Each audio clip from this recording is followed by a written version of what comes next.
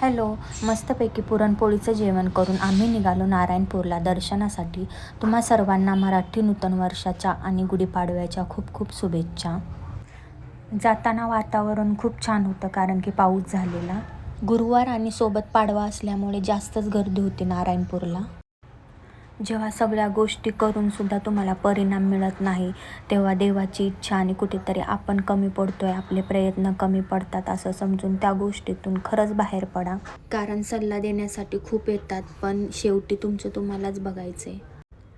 थोडा ब्रेक घ्या, स्पेस द्या स्वतःला, स्वतःकडे लक्ष द्या, शांत राहा. काय चुका झाल्यात त्याच्याकडे लक्ष द्या आणि पुन्हा नव्याने सुरुवात करा शून्यातून.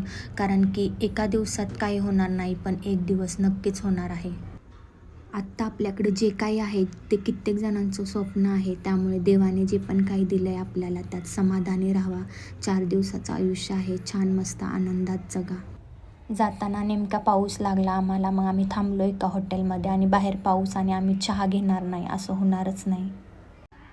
पाडव्यामुळे खूपच गर्दी होती. पोचलो आम्ही आणि बाबांकडून छान गंध लावून घेतला आणि या पोरीला पण लावा म्हटलं, नाहीतर ही रुसून बसेल. आणि इथे आल्यावर यांच्याकडे आता काही मागणं मी सोडून दिलं, कारण की ते जे पण काही देणार आहेत तर ती त्यांची कृपा आणि जे पण काही मला मिळणार नाही तर ती त्यांचीच इच्छा आणि माझे कर्म समजून मी सोडून देणार आहे. कारण की मला माहीत आहे की हे सध्या माझी परीक्षा घेत आहेत. पाडव्याच्या शुभमुहूर्तावर सगळ्यांनी आपापली लक्ष्मी खरेदी केली होती आणि त्याच्या पूजेसाठी लोक घेऊन आलेले. जाताना गरम गरम भजी घेतले, अंशूसाठी द्राक्ष घेतले आणि घराचा रस्ता धरला. Thanks for watching. व्हिडिओ आवडल्यास लाईक शेअर करा. Thank you so much.